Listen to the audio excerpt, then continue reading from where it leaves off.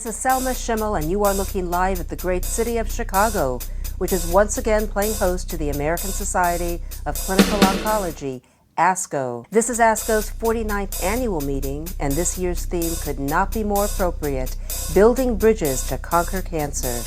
More than 30,000 of the world's foremost cancer specialists are here, and so is the Group Room, making our 15th appearance at ASCO and one of our very best. Joining me now is Dr. Marcia Brose, Assistant Professor of the Abramson Cancer Center at the University of Pennsylvania.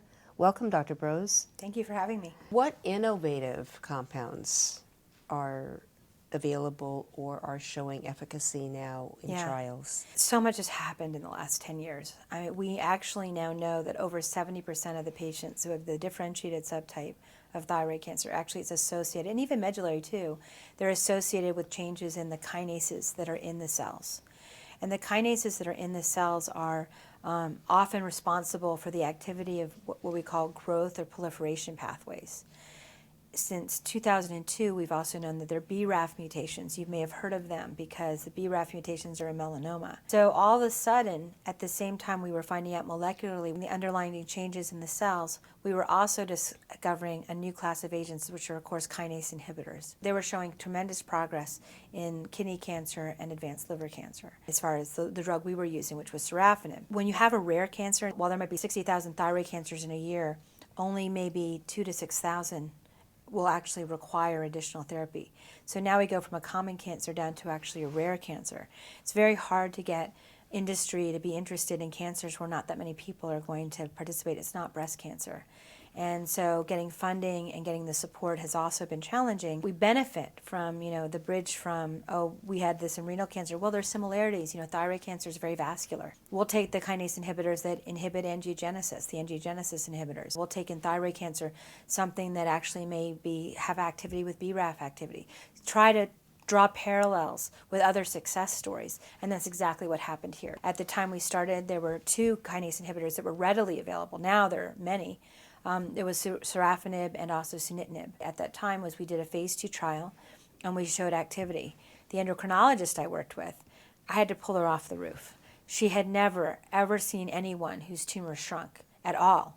5%, 10%. Forget the patient that we tried it on. The first patient we tried it on wasn't even on a thyroid trial. It was on an addendum to a kidney cancer trial, just to see if there was something going on, and they had shrinkage of over 30%. This patient did well, was actually for many years. So I didn't know anything about thyroid cancer at that time. I'm a medical oncologist, and we don't even treat it. It wasn't even on our boards, so we didn't even know about it. And I was looking at her reaction. I'm like, I think we really need to pursue this. I was going to write the trial. She's like, absolutely. So we actually wrote a phase 2 trial, which is a test to see if there's activity.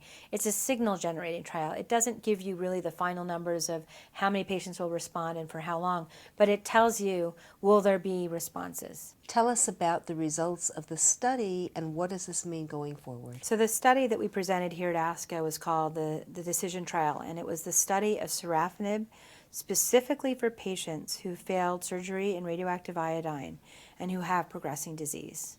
And the exciting news is that when we compared sorafenib to a placebo control group, they had almost a doubling of their progression-free survival. It was extended from 5.8 months in the placebo arm to 10.8 months in the treatment arm. And that is just fantastic news. So it really did confirm what we had seen in earlier phase 2 studies, that sorafenib is clearly active in this group of patients. And then the overall survival information is going to be difficult because there were so many agents available at the time that patients were allowed to cross over at the time of progression. Both the placebo arm and the sorafenib arm will include patients who ultimately did get sorafenib. So we don't expect survival to be proven in this study. But I want to point out we didn't have enough events even to finish the analysis.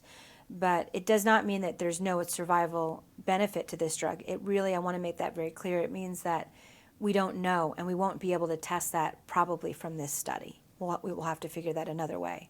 But most importantly, that the progression-free survival has been extended, and that really is the first time anything has been showing really good efficacy for these patients, and it's excellent. It's just amazing. The targeted therapies are also very different than the old chemotherapies, but when you're diagnosed and you have to start treatment, the first thing a person goes to is chemotherapy. Correct. So let's talk about how the good thing that the side effects associated with these treatments aren't as debilitating as classic conventional chemotherapy. That's very true. And we really have to do a little bit of hand-holding and a lot of education. And remembering that also they don't come into the oncologist's office till after they've had the disease for a long time.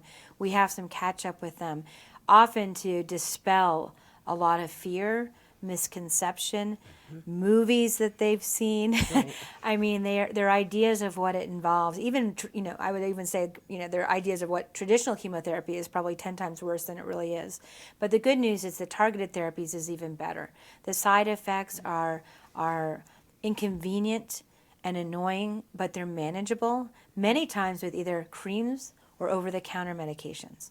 So we really have to let them know that I have many patients who live full lives. They go through the therapy, they're still working full time, they are doing everything that they were doing. Yes, do they notice that they're a little bit more tired? Yes, if they're a AAA personality, maybe they have to scale it back to a AA. But the bottom line is, the good news is that they are really able to do so much. And their life doesn't stop from the moment that they need therapy. You seem like such a warm and really passionate about your area of expertise. Patients are very lucky to have you. Oh, that's nice. Thank you. Yeah, there's a real gentleness about you. Like you really must take time to listen to what your patients say. Well, when you're treating a rare cancer, an interesting thing is there are not many of them, and I will say that they've taught me. I wouldn't be the expert in thyroid cancer if I didn't have patients who've taught me what it's like and what matters, because we had to actually address their concerns. And there wasn't another doctor who was going to teach it to me. It was the patients. Dr. Marcia Brose, Assistant Professor at the Abramson Cancer Center at the University of Pennsylvania. Thank you, Dr. Brose. Thank you for having me. Pleasure.